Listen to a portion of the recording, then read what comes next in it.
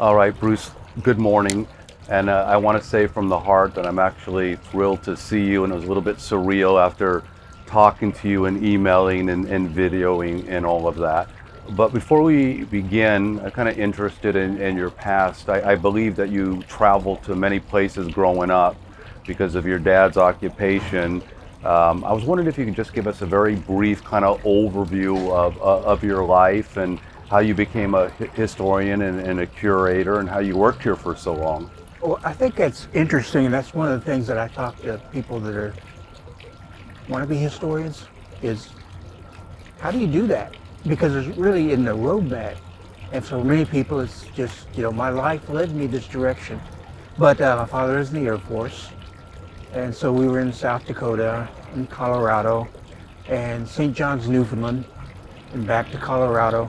And in Colorado, I got this real fervor for Southwest history. We lived in a little brand new subdivision in the 1950s. Every house was like a Mexican pueblo. And so kind of stamped that impression on me. But then when my father got out of the Air Force, we moved to Kentucky. And so I became a Kentuckian.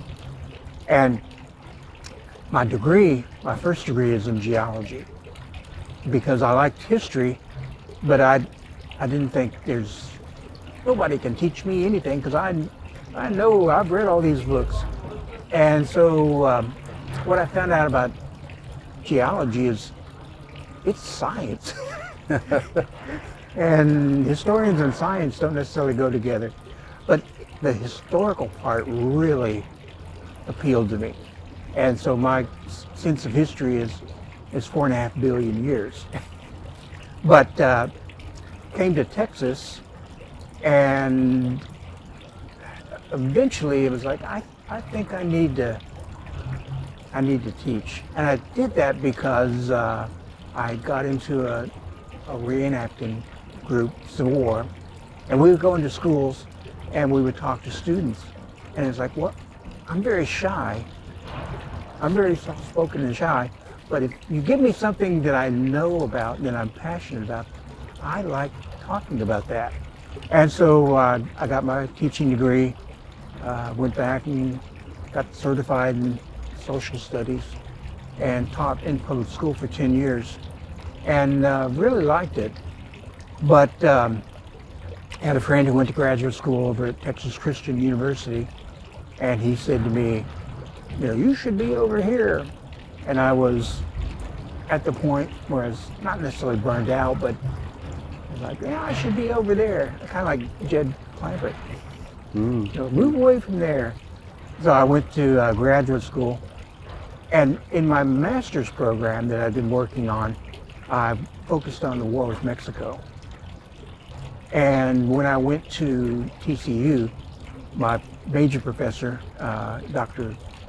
Grady McWhinney, was a Civil War historian, but he had written about the war with Mexico and wanted to write more about it, but it got taken up by other people. So my interest was his interest. And so out of that came my Mexican War Studies. And when I graduated, I did some adjuncting up at TCU, but the job at the Alamo became open, and I applied and became the first historian and the curator at the Alamo. And I'd had backgrounds in archives and done things, so part of it was, can you build an education program? Can you connect Alamo history to the world of real history? And that's what I set out as my... Great. Something that you said that was very much like me. I was not outgoing. I was fine with my friends, but I wasn't, hi, I'm so-and-so, I got to meet you. But if you gave me a story and I could get passionate about the story, I would forget about myself. I just launch into and that really helped me I can remember getting my degrees.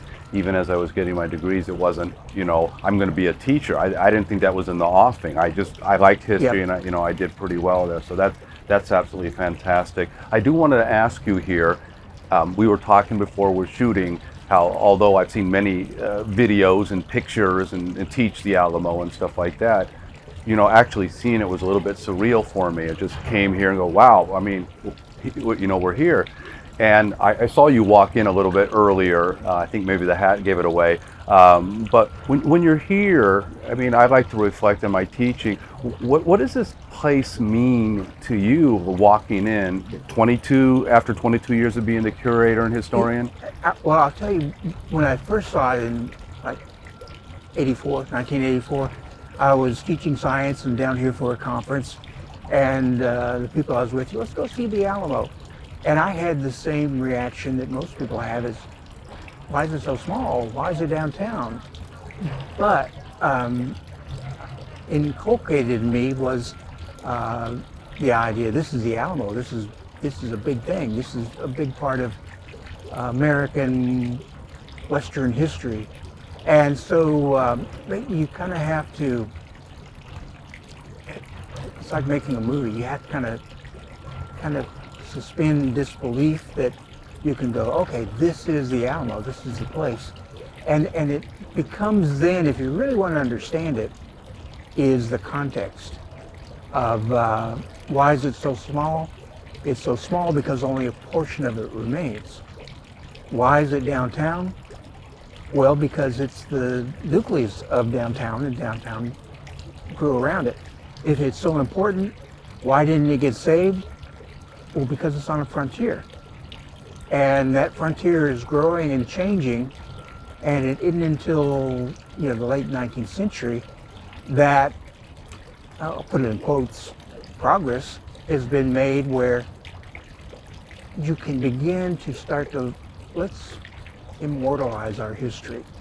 Let's preserve historical sites. And so that's when it really became the formal shrine of the Alamo, as opposed to the informal shrine that it became in 1836. Sure. This is such a, I mean, I'm guessing by the year, such a big part of your life. So, I mean, what kind of like social, friends? I think you taught the curator, the present curator right now, and so I mean that must be a very, very nice legacy. Is it just good feelings when you come here? I have a very good relationship with the Alamo, and I still like coming here. It doesn't feel awkward. And part of that is because they're going through struggles. What is the Alamo going to be? What physically is it going to be? But I feel good about the intellectual atmosphere of the Alamo. That it isn't one of, we're going to draw the line, and figuratively or literally, and we're going to defend 1960, with all we've got. Because the Alamo story of the Texas Revolution, story of the Southwest has greatly changed in the last 30 years or so. And so my interaction with historians has been part of that change. One of the things I was able to do at the Alamo is draw on the work of others, of like Andreas and like Frank de la Tejas, and incorporate their work. We historians stand on the shoulders of other historians. We don't do it by ourselves, but being able to draw in from different attitudes, different. Sure. And so it's a forward-looking story that they are going to produce, rather than, we're defending the old myths and traditions. Right. And a lot of the myths and traditions have been debunked years ago. Yeah. It's just if you don't keep up with the small inter-Alamo circle, you don't know how great the change is. I've watched several videos of you, and one of the things you say is, I write videos, I really pay attention to stuff, but the story of the Alamo is much bigger than a 13-day siege. And one of the things, you talked about the more significant than the Battle of the Alamo, was important to understand the control of San Antonio. as a crossroads and something like that. So when you say that this is bigger than a 13-day siege, what do you mean? Well, for most people, you can say the Texas Revolution starts at Gonzales, middle part is the Alamo, and then San Jacinto. There's so much more to it. And the one thing that Texans and Americans have done for the Alamo and about the Texas Revolution is claim it as an American event, when it's very much a Mexican event as well. And so in the last 30 years or so, and what's funny is back in 1920, back in 1910, Texas historians were writing and very inclusive about Mexican history. Going, this is a story about Mexican history. And so what we've been able to do is, what's the Mexican side? What's the Mexican political side? How is it that we can say the Texas Revolution is an event that occurs within an ongoing Mexican Civil War, and then defend that with evidence, because that's what it is. The San Antonio has been misunderstood for up until now, and part of that is the emphasis on Battle of Béjar. The fact that, there was a battle before the Alamo, and there probably wouldn't have been a Battle of the Alamo had there not been a Battle of Béjar. So putting that back into context. But for me, looking at Texas-Louisiana border and looking at Mexican history, the epiphany for me was the San Antonio River, where you have San Antonio on the northern end, and you've got Goliad on further south. That's the real border in the 1820s. That's the real border in the 1780s. The border of the San Antonio River separates, for the Spanish east of it, you can claim that as Spanish territory, but you don't really control it. Mm-hmm. It's still being controlled by Native Americans and by foreigners. But San Antonio and Goliad become the bulwark, the frontier defense line. And if you go west of that, then that's New Spain. Then that's Mexico. And in the Texas Revolution, what that becomes is San Antonio and Goliad. That frontier line becomes the separating point between Anglo-Texas and Mexican Texas. And the logic is, if you're and talking about evidence, this is what the Texans are saying, we need to capture San Antonio to keep the Mexicans from using it as an entry point into Mexican, or into Anglo-Texas. And if we're going to launch a campaign, that's the place to do it from. And from the Mexican side, they're going, we've got to capture San Antonio, get it out of that rebels' hands, but it's from San Antonio that we're going to launch the campaign to retake Texas. And we're going to do it at another point, Goliad, because San Antonio and Goliad become the gateways between those two different zones. I often tell my students, I didn't mean to cut you off there, but the significance of the Battle of Goliad, very, very few times you ever hear that in a history, lecture, and I often bring that in there. But I think what you did strategically, you really taught me. I was really gripped thinking about logistics and the river and who controls the trade and all that stuff. I thought you just did a great job grounding that particular story. I think it kind of opened up for me. I said, oh, I really think about this at the...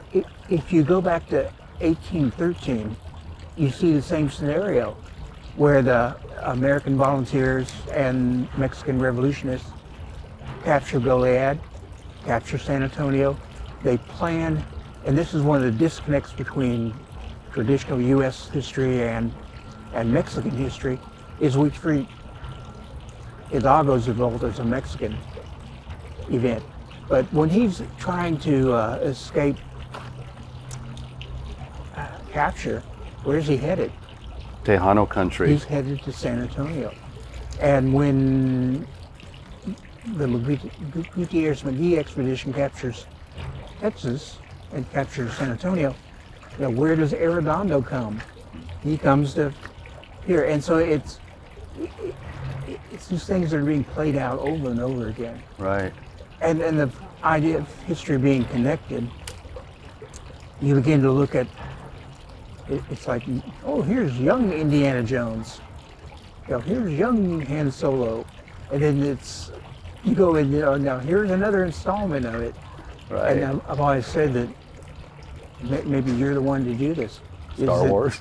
That the Texas Revolution needs a Star Wars treatment, where instead of trying to tell everything in an hour and 20 minutes, you do the lead up to Gonzalez. You do Santa Anna's rise to power. Dun, dun, dun, dun, dun. That would be fantastic. Where you introduce these characters and you make them human. Yeah, that's a great point. You have talked about the Alamo is often depicted as a racial war, right? I put conflict in it between peoples that are white and brown, and you say that there's such a much bigger story there than that story. It is, and it's, history is kind of colored by the time in which you write. So Bruce, as you note, the Alamo is often depicted as a racial war, conflict between peoples that are white and brown, but there's a much bigger story. Tell us about it. It's the racial component of the Texas Revolution, of colonization. It's, there's no denying that it's there. But to couch the entire conflict between, it's these white Americans came in and stole the land from brown Mexicans, that's kind of extreme. And it's more of a political statement than it is historical statement. When you begin to look at the evidence of what's happening, is that borderlands are great places for cultural appropriation, where instead of I like your hat, I like your clothes, I like the way you do this, I'm going to do that, and that happens on both sides. So you've got cultural exchange. In Texas, what happens is the change is so abrupt in 1836 that you do have what's been, the Spanish and then Mexican Texas being replaced by essentially what becomes Anglo-Texas. But that doesn't mean that there's this idea of we're white and we hate Mexicans. There's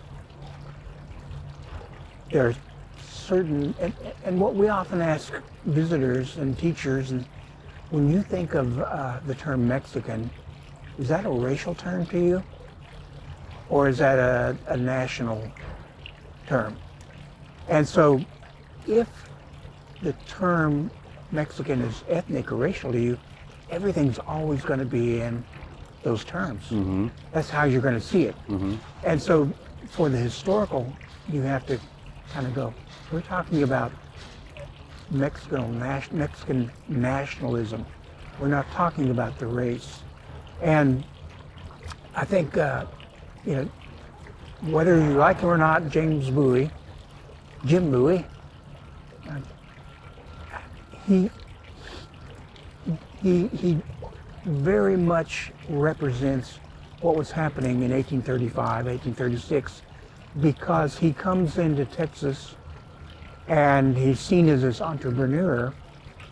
He marries into the Veramendi family, and Martin de Veramendi goes on to be the governor of Texas, but a wealthy merchant. But you have self-interest. Mm-hmm. You have the merging of Bowie's self-interest with the Veramendi clan, the Luises, the Navarros, the Herreras, you know, you kind of go on. Right. They're going, we're making this pact. And for Bowie coming out of interracial Louisiana, it's not too hard for him to operate in Mexico. That's kind of what is sometimes forgotten. But when you talk about immigration, you know, there are patterns. And the immigrants that come in first, the colonists, come in with Stephen F. Austin, they are grateful. They are happy to be, you know, we are happy to be in a republic. And of course they go, a republic like the United States, but the idea is, sure, laws, we can obey laws. You know, there are things that we want to do to be a part of this system. Travis, William Bear Travis, fluent in Spanish.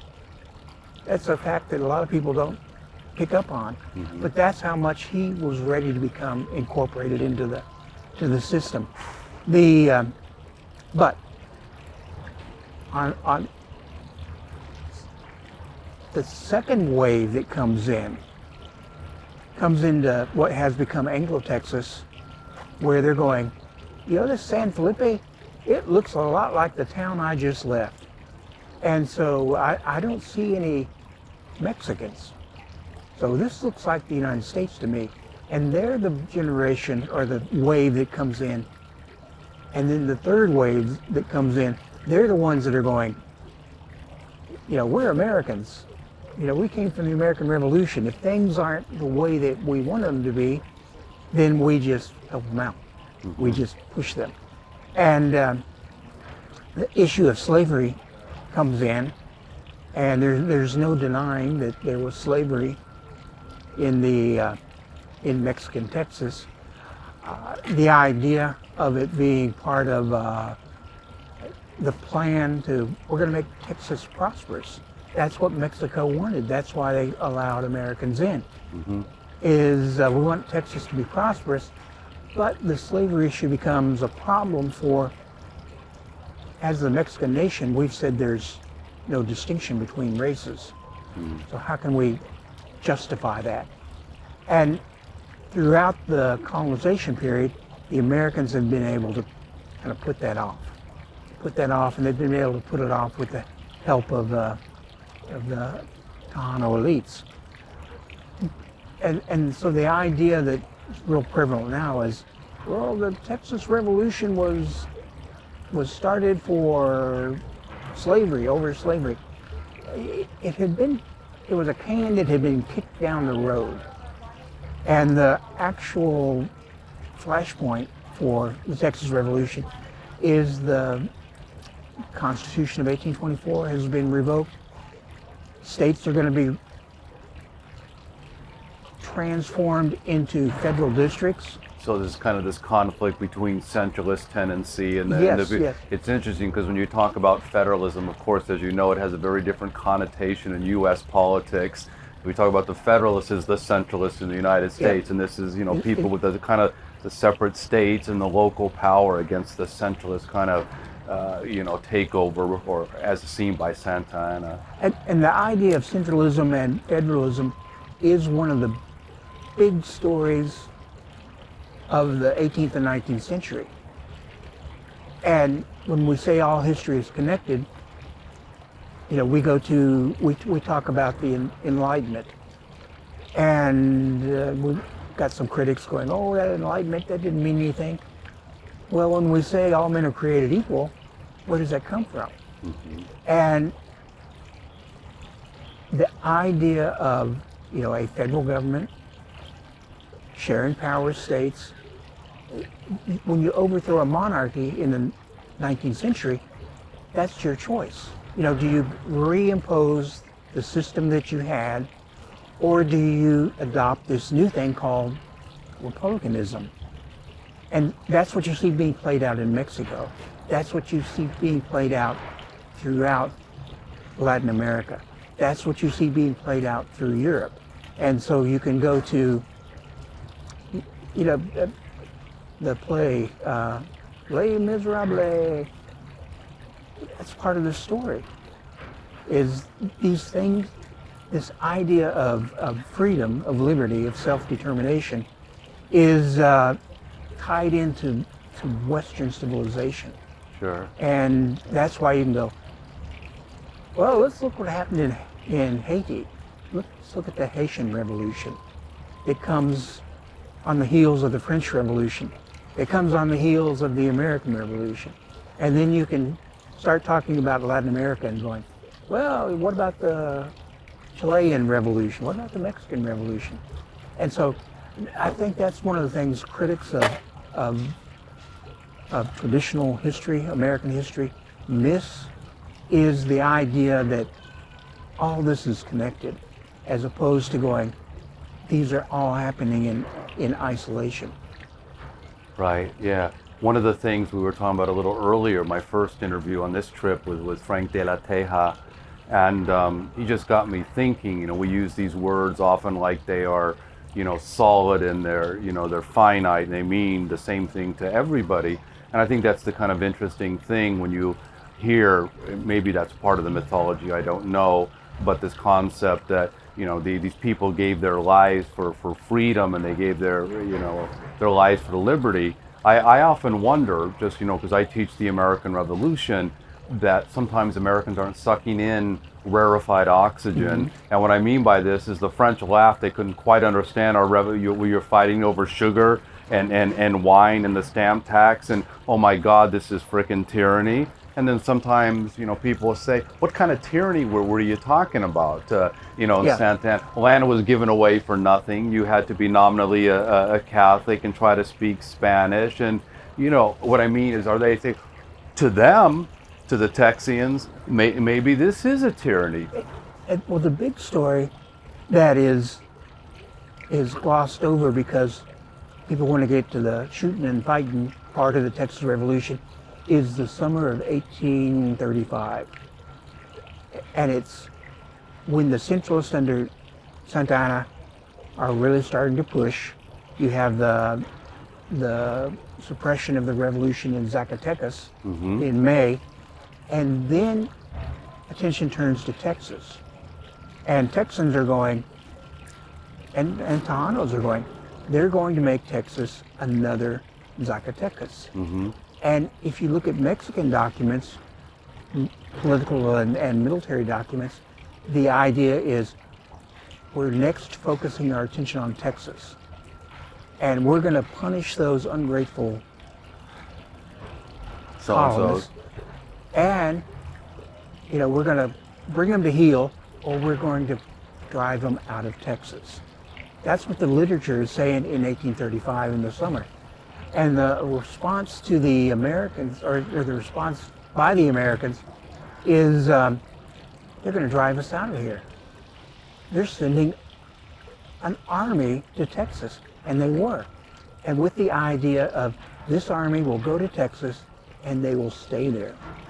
And when soldiers, Mexican soldiers, serve their terms, enlistments, we will give them land.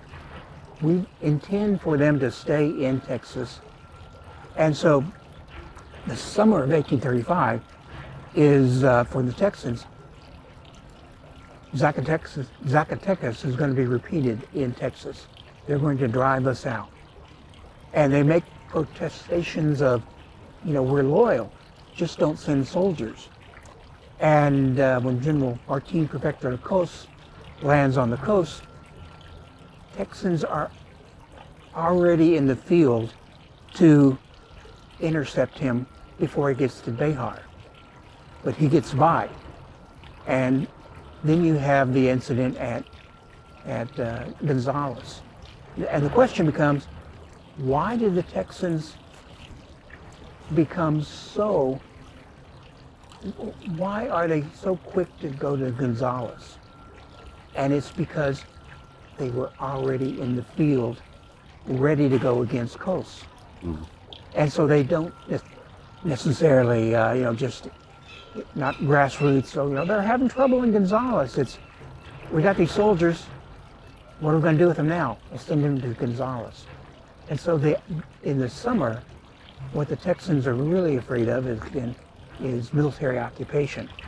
What the Texas Revolution does is creates a new government, a republic, which now has the chance to institutionalize slavery. And so is the revolution over slavery? Not really, but it gives the government that is formed afterwards the opportunity to say slavery is our institution.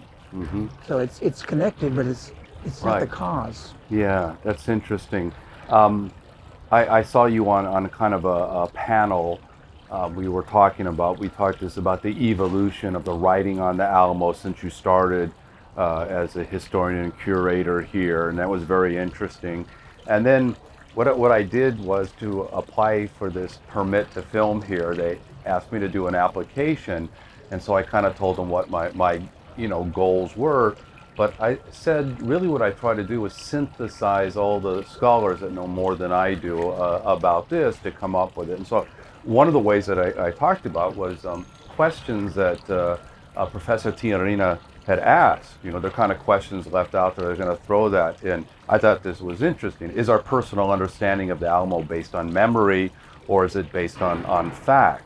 And I think a lot of people know the mythology of the Alamo, not so much, all the facts that were there. We talked about this a little bit, about narrative. Now, I'm very big into narrative, especially these leading questions, and I said this in my last one, it doesn't, but I get very upset when I see these questions on Facebook. Does Israel have the right to defend themselves? Which I think is a very silly question. Of course they do. So do Palestinians. And I think that's one of those straw things you're supposed to do. Oh yeah, so this is a justification for what we do. And I always tell people, if you leave out the occupation and the story you're telling me, you're not telling me the story. That's convenient leaving that out. And I think sometimes we need to kind of know about that. Who gets to write the story, of the Alamo. And of course, you were talking about all the new scholarship and literature, and obviously a lot of different kind of things.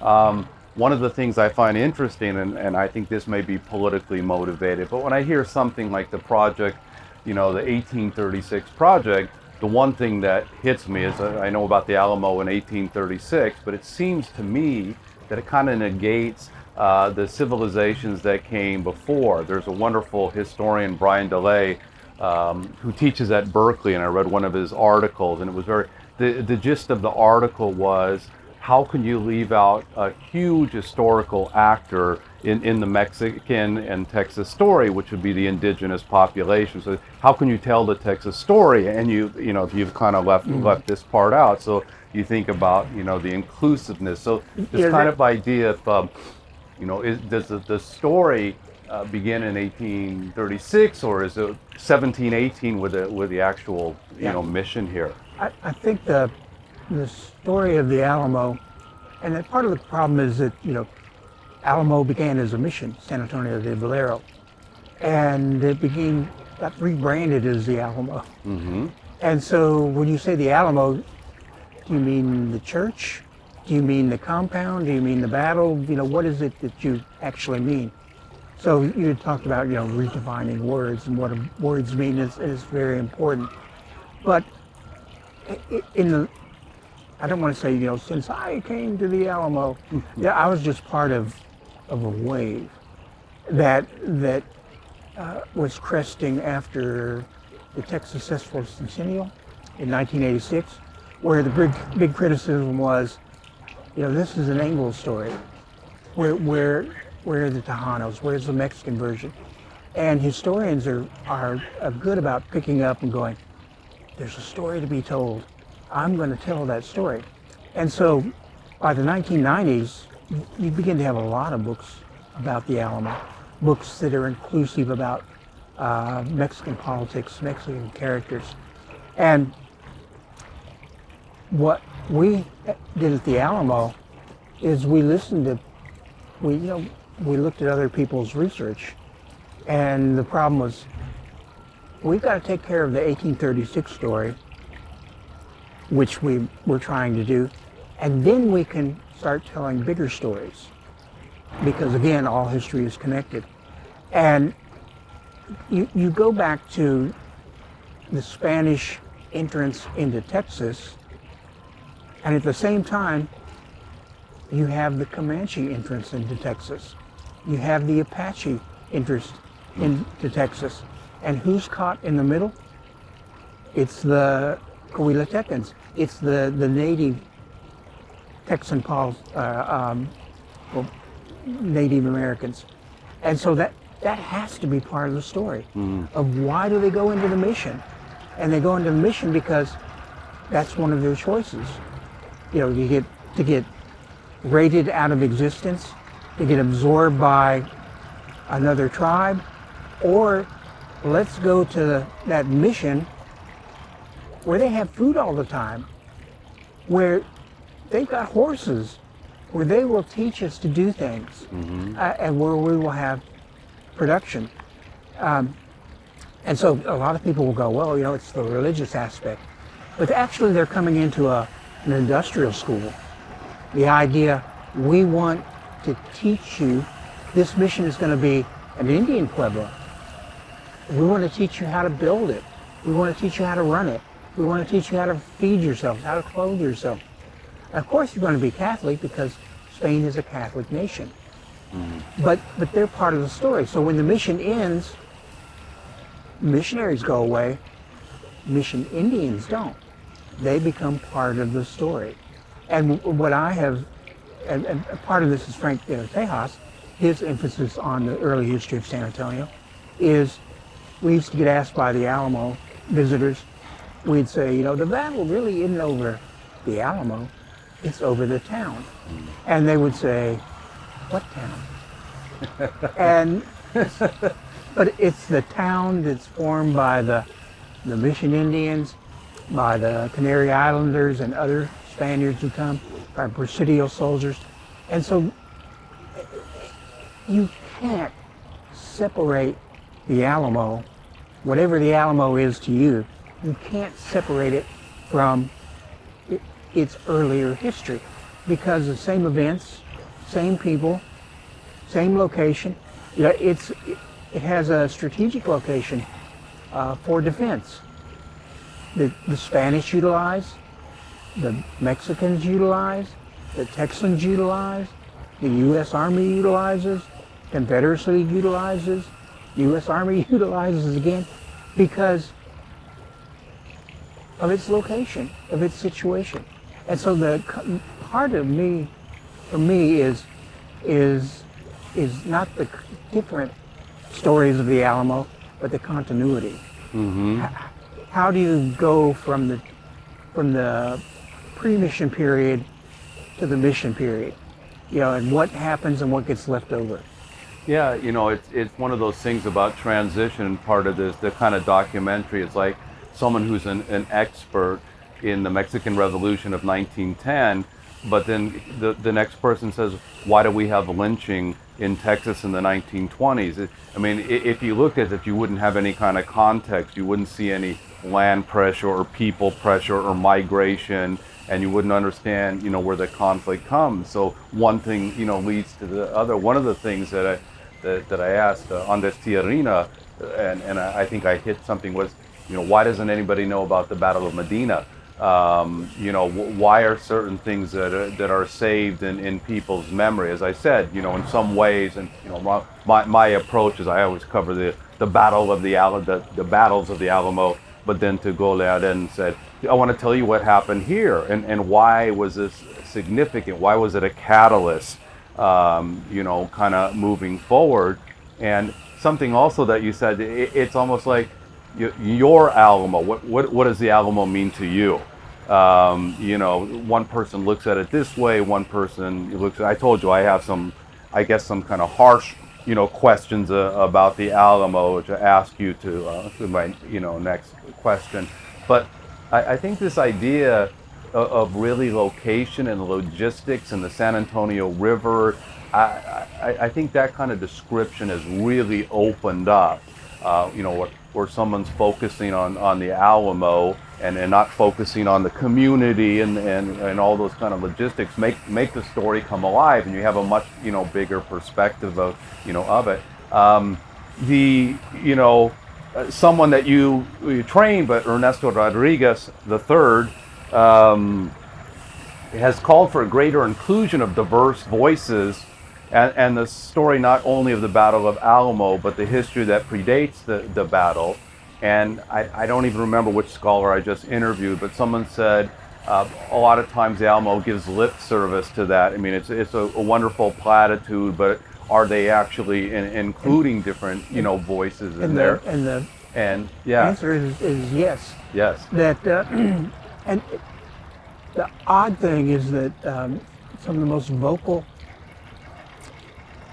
critics of the Alamo never talk to us. They never come to the programs. They don't. I'll give you an example. We had a Tejano museum down the street that was backed by the Smithsonian, and they sent a Smithsonian person to work with it.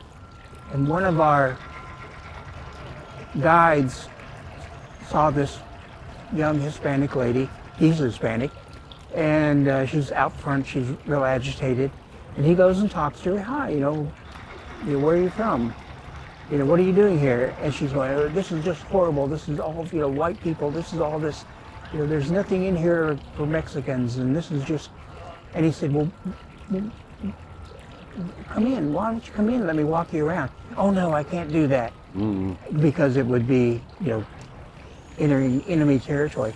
But a critic who wouldn't, was so entrenched in her ideas, working for the Smithsonian, that she wouldn't even broach the fact that things had changed. I had a professor who taught American history and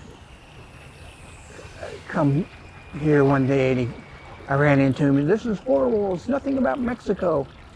And I said, well, have you been through the exhibit? No. Well, here, let me walk you through. And he came out going, wow, this has got a lot about Mexico.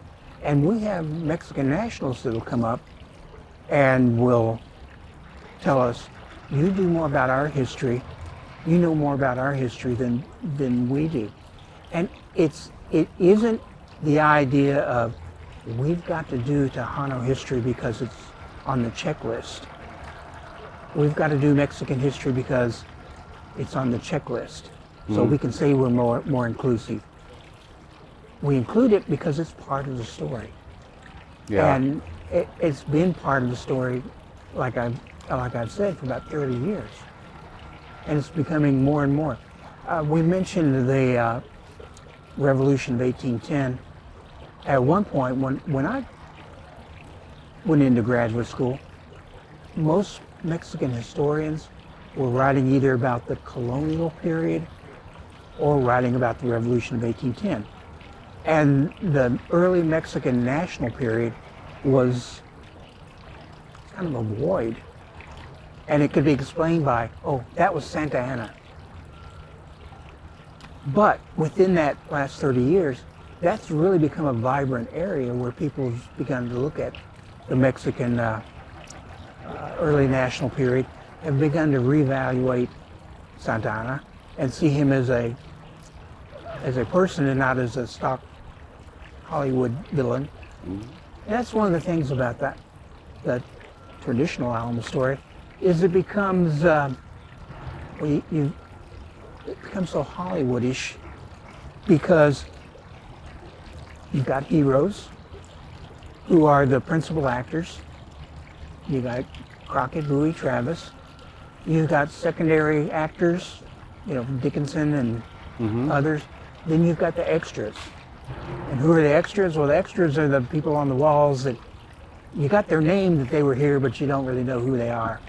You make me laugh here because I think someone asked you about it. Were you an extra in a film? And you said, yes, I'm the one with the beard. Something like that as your joke on there. But on the other side, you got Santa Anna, who's the villain, and then you've got his extras, the entire Mexican army. Yeah. And so, going back to that, if you got 120 minutes, you got your stock characters that you can tell the story around. And what astonishes me about this period of history, this period of Mission Valero, period of the Alamo, and after the battle, is it's so vibrant, it's so full, it's such a rich story that hits on themes that we still deal with today. One of the topics, when we talk about liberty, how can you be fighting for liberty when you've got slaves? The continuity aspect of all men are created equal. Well, of course, in that time period, because it's a different society, that sounds like a platitude. All men are created equal. But you look at the scope of history, you get to where, well, all men are created equal. So you get to enfranchising African Americans. You get to where women are voting. And so that idea of all people being equal, you can visualize how the idea may not have lived up to reality, but the idea has constantly been expanded. And if you don't acknowledge that, then you're not really acknowledging one of the greatest themes in history, which is the emphasis on individuals, emphasis on equality. How do you become a freer, a fairer society? Yeah, I want to kind of ask you, and maybe some closing thoughts. I didn't really want to put you under duress and keep asking these questions. I think what's great about the interviews is that if they challenge your preconceived notions, and several, the interviews have, I've rethought things in different ways, and people have, different emphasis. What kind of lessons do you think, kind of moving forward? We talked about a lot of new scholarship, a lot of different kind of topics. I mean, I would love if I'd said, I interviewed Bruce Winders, and the expertise was unreal. What kind of lessons moving forward do you think we can take away from not just the battle of the Alamo, but the mission in 1718, the vicinity, the culture, and things like that moving forward? I think one of the lessons is that, we're seeing it today. If you don't incorporate a love and respect of history in your society, you look at history as a monument, it's easy to remove that monument if the connection between the society and that monument. So I think one of the lessons is you have to keep history alive. You have to keep the curiosity. You have to connect it to the present. That the idea of all history is connected.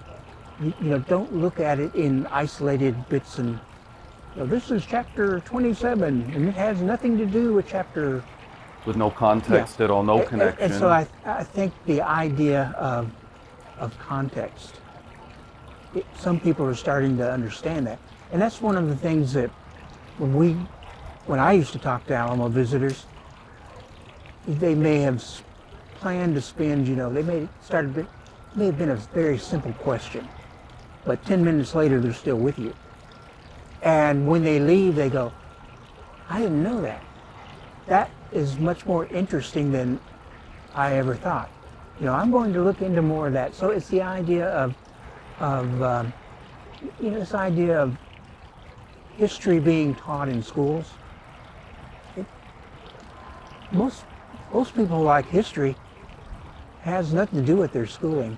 It has to do with family. Has to do with something that interested them, a movie they saw.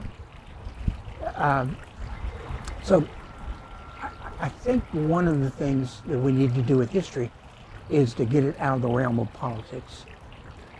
Is to back off and say, don't use history as your political point, especially when you don't understand it. When you're not going to go to the lengths of being inclusive yourself. And that's one of the things that I've talked to one of the indigenous groups here is if you want your history included, you have to be able to let other people include their history. So it isn't necessarily like you have to have our history be the history, but it's what part of inclusion do you not understand? You know, if we're going to be inclusive, that means we're going to put you in, but we're going to put you in a context. We don't. I talked to a lady not too long ago about the slavery issue, and she said, you know, people need to know we were slaves. And in my mind, I'm thinking, well, who doesn't know that African Americans weren't slaves? You know, it's part of American history. But I said to her, I want you to be more than slaves. I want you to be, you know, I don't want you at the Alamo to be a slave or to be a civil rights person. I want you to be real people. And she said, but slaves, that's who we are. It's an identity. It's an identity. I kind of, you know, laughed about, but sometimes in places of conflict, I really fear if the conflict stopped, they'd have nothing to talk about. That's kind of a, you know, like a Northern Ireland, you know, kind of joke. What would, or Israeli Palestinian, or something like that. You know, people identify with that. I have to admit, I've said this before. I'm a diehard Los Angeles Rams fan. I've been a football fan for 50 years for my team, but there's a certain element of tribalism there. My connection, my way, my team, and not understanding something else, you know, out there. So it's great. Bruce, I want to thank you so much for that interview, and I know this sounds like, I always tell people, I'm sure this means a lot more to me than it means to you, but you know, when you're driving home or flying back to California, it's just taken on something totally different for me to actually see you and talk to you and have this great kind of story and just kind of pick my curiosity and challenge my different ideas.